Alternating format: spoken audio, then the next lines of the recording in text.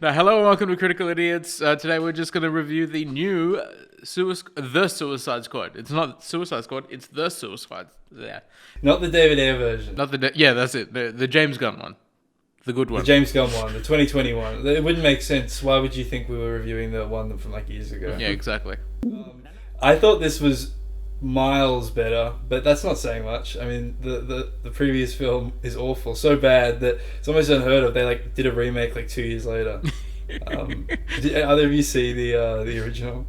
No. I have not, but based on watching just reviews and stuff in the past and trailers, it seems incredibly different. You guys said before we started rolling about the gore in this film. Would you like to elaborate on it? Yeah, so like I think this is just like we got glimpses of it in Logan and Deadpool was R-rated, and that famously took not Ryan Seacrest, Ryan Reynolds years to get made because Hollywood didn't think that an R-rated superhero movie would make any money. And those were giant hits, and here we are, and they're finally like doubled down on a big budget gore fest cape film. And it totally worked, and I think a lot of that is attributed to them just giving Warner Brothers James Gunn complete creative control here, and I think they deserve some credit for that because it was a good idea. Absolutely, 100%. And like you knew from the trailer, so this is going to be a spoiler-free review, but you knew from the trailer that he just had like 18 cast members as like the main Suicide Squad, and you're like, okay, I wonder. Most of these guys are just going to die. So that's going to be fun. And it was. I did get a bit upset because there's a couple characters I was really hoping could squeeze through longer than they did in the movie. Yeah. What's his name? Ferret? Weasel? Yeah. Weasel was great. I wanted so much more of Weasel. He needs a standalone movie. Absolutely, TV show. 100%. Ooh. I'll take a miniseries. And based on one of the post-credit scenes, there could be. It could indeed be. I was cheering, dude. I was so happy to see Weasel alive. Yeah, we need that Weasel sequel. Come on, man.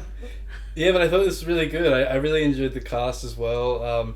I think John Cena was way better than he was in Fast 9. I'd say he's about the same. Well, I just feel like in Fast 9 he's trying to be a serious villain, whereas here he's like totally having fun and just kind of like Very goofy. Yeah. I actually, no, yeah, you're right. I'll agree with that. And I like him a lot more as a sinister fun guy than a sinister serious guy. It's not a human bad guy. It's this giant fucking starfish alien. It's a kaiju. Yeah, it's a kaiju, and I found that so enthralling. I was so happy. It didn't have the same motivations and desires that people do. It wasn't about power or money. It's just like some making their mother proud. Yeah, no, it's just like I'm living and this is what I do. Yeah, I just infect planets and they're I host off of them and yeah, everyone dies. And it wasn't grounded. It wasn't like it was comic book gore. It was over the top absolutely. and Stylized. Yeah, but it was very like not B movie, but it's just refreshing to see a major studio release with hundreds of millions of dollars behind it. That this would be a niche film a few years ago. Oh yeah, 100%. A decade ago. Absolutely, yeah. I enjoyed a lot of the cast. All the cast really. The issue I had though is Harley Quinn's character. I haven't really seen her outside of the original animated 90s Batman cartoon. I know that's where she started, but a character depiction I felt was really ditzy and annoying, and it didn't have any of the things I liked about Harley Quinn's character in it. Or maybe a few things like just her being sort of psychopathic. I really like Margot Robbie's aesthetic as Harley Quinn, but I certainly understand having certain issues with her delivery.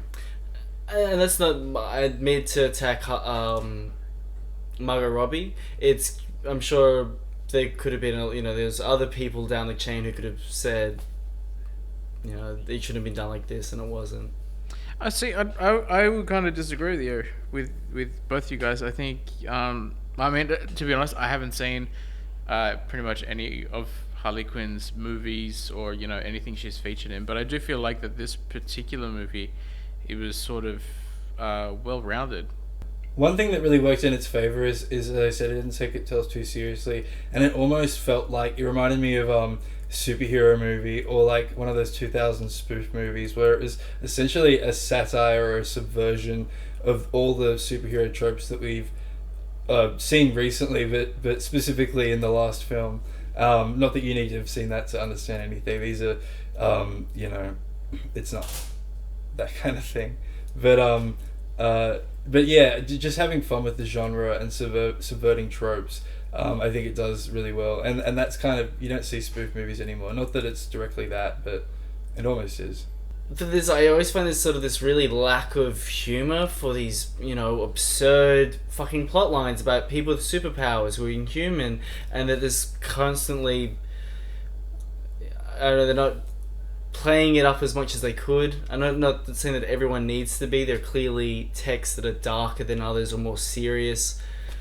If you look previously when DC have licensed out Batman to be made into films, before they stole Marvel's thing of the cinematic universe, it's always been kind of larger than life, and Tim Burton and Shoemaker, but ever since Nolan's Batman, the whole The gritty yeah side of superheroes. and that leaks not only just from superhero movies out into like other genres, but the whole like gritty reboot meme. DC has taken a sort of a new step, and I would say since 2016 or something like that. Whenever Shazam came out, I think they've sort of moved away from the dark gritty stuff and tried to make things a bit more lighthearted.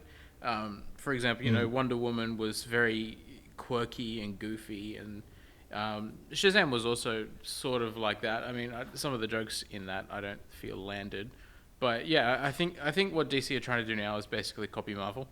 It's just like, all right, that's what works. Agree. That's what works. Let's just stick with it, and I think it's working for them. To be honest, I think if DC continues down this path, I think they're going to have a great run of movies. See, I would disagree that they're just copying Marvel, and I think that's why things might change for DC in the next few years, is because they're starting to do this thing where they're taking almost, it's very comic book actually, where a writer will do a series of a Batman run, and that's a separate thing. And multiple Batmans can exist and different takes on Batman or any superhero. And so what they're doing is like, we just got the what's his name, who directed Joker? Todd Phillips. Yeah, Todd Phillips. Yeah. And we got his Joker. We're about to get the new Pattinson, the Robert Pattinson Batman film. And so I do like that idea of entrusting filmmakers with interesting takes on these famous characters to do their own thing separate from any extended universe, and to be able to give them that creative control that they wouldn't otherwise be able to give them. One thing this film that I thought was really effective is the opening sequence does something that I won't get into, but it sets up a tone for the movie where you're like, oh, anything can happen here. Yeah. I don't know exactly what the end of this film might look like. And I think that really helps throughout the film with actually creating suspense, because you watch a lot of these big blockbuster films and you're like, okay, James Bond isn't going to die, or, like Indiana Jones is going to be fine. But like, it's really good to subvert that and be like, no, these are the protagonists, but we might kill most of these people off, and it's a bit of a guessing game as to who's going to make it. And so there are scenes where they go through conflict in this film where you're genuinely worried that or that people could die, that there's that tension there, that it's not like everything's gonna be fine. I was gonna say, I wasn't worried for Rat Girl. I didn't like Rat Girl. She didn't do anything for me. She wasn't funny. She didn't do anything cool. No, she got some rats to come around. I only enjoyed that her dad was Taika Waititi. That was the only thing that I don't know brought me some joy out of that story, was seeing him on screen for like 20 seconds. I think the representation of her is sort of like someone from like a Hunger Games sort of movie. It's just you know, I get that. I see that. but yeah, I mean, Yeah, I get it. but Bit of yeah, excitement. it's just It it's not sucks. enjoyable at all. And it's trying to give some like heart and emotion or some sort of moral, and I was like, these aren't the characters who need Yeah, that. yeah, no, that They For just me- felt very bad guys. forced. I felt like she was the weakest link, and I didn't necessarily directly dislike her, but compared to her teammate, she was definitely less interesting to me. That being said, I liked the rat power, and I liked having her there just as an excuse for the like F storyline of Idris Elba being scared of rats and bonding with this rat, and it was worth it for that. But if you ask me. She wasn't, she didn't have that it factor that everyone else had. She's Like I was complaining about Margot Robbie, but at least she was entertaining on screen. I just didn't like that performance of Harley Quinn or that. She's still like realization. electric. She's a Yeah, great she was actress. still still great to watch. It was just that whole character. I was just like, ew, what do you even do? What do you... Well, like it or not, like now, just because by default, like that is the definitive Harley Quinn. Yeah, because I can't remember what she's like in the Arkham games, but she doesn't seem that dumb. It's mostly that she's really dumb, and I don't think I don't see it as dumb. Yeah, I It's don't see it as ditzy dumb either. and aloof. yeah, because she's like meant to be like a doctor or someone who was working in a psychiatric hospital when they met the Joker and was A criminal incredibly therapist. yeah somebody who I don't it was a I- criminal therapist or something. I don't Yeah. think it was dumb. I think it was just a bit more bubbly. To Well, the thing is, she's meant to have lost her mind, so you got to keep that in mind. It was like when she was like, "Oh, who's Merv?" And it's like the guy that was with us all. Yeah. And then when she's like saying to Idris Elba, "Oh, I thought you were Merv," or whatever his name was. yeah. At the end, Those were things that's dumb. That's I had no problem with that. It just showed Yeah. how little she cared about these people. Yeah. Because she could portray them like that. Yeah. And they all could. I like that. Yeah. I just have a bit of an issue with sort of the second act and mainly the pacing of it. I just felt like I agree. It slowed down a little bit there, and it wasn't as engaging as the first or third act, and it just kind of lost me in the middle for a bit. That's almost just to say that the first and the third act are so strong. Yeah, I think it's not so much because those bookends are really strong, but there also doesn't seem to be a clear goal for that a lot of them are sort of setting out to do. Like we have Margot Robbie's character who's sort of like in this prison situation, and I hear that was meant to be a lot larger part of the script, but they, just for timing's sake, they had to cut it down, and so I think it feels a little less purposeful. But it's not like terrible, it's just, as Daniel said, pacing issues. Yeah, it's definitely not a perfect film, and it's it goes for some emotional stuff that we obviously won't get into, but that didn't really land for me. But I also know that it did for a lot of other people. So hey, but I hope this isn't an outlier In what regard? within the DC catalog. That this is a sign of a new direction. oh yeah, for sure. absolutely, and I hope it is. And I've never been a fan of DC per se, but I think this one it's a good step in the right direction. I did like Wonder Woman, but I feel like this one's funny intentionally, whereas Wonder Woman was funny unintentionally. I wouldn't rewatch Wonder Woman. I had a lot of dumb fun watching it, but I wouldn't rewatch it. I could rewatch Suicide Squad. I probably won't, but I could. I would rewatch Wonder Woman purely based on Pedro Pascal. Just I want to I say. could watch some. Oh, maybe clips on yeah, YouTube of actually, Pedro yeah, you're right. Pascal. I'll watch that. I'll watch like the final scene on YouTube or something like that.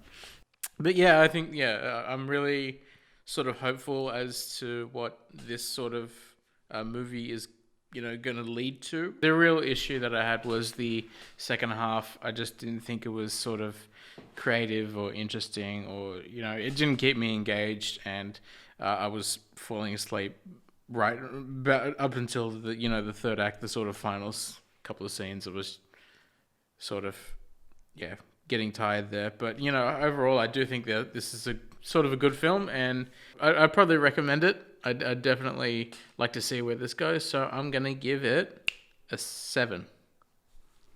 I had a lot of fun, a lot more than I expected I would, just based on how terrible I heard the original Suicide Squad was. So I came into this with very low bar. I had a lot of fun with the gore. I love that. I love just sort of the comedy and the silliness.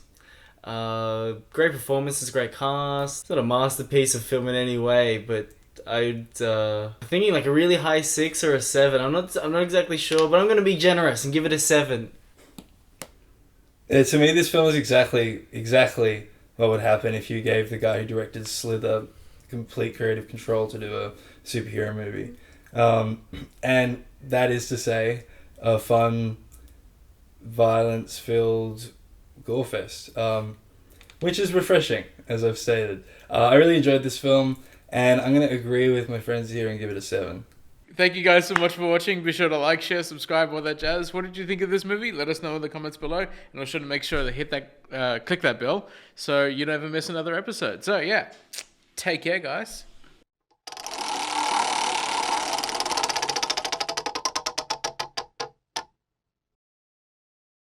Idris Elba, I always forget, is British, and and it's so nice to hear him go in his normal accent. Yeah, I'm like, no, this guy's from Baltimore. I can't believe he can do such a good British voice. I saw a documentary, didn't I? Didn't he used to sell drugs or something? His boyfriend, who got shot, and then he like killed a few, right? He would whistle, and people were like scared of him. That's not his character. That's a completely different character.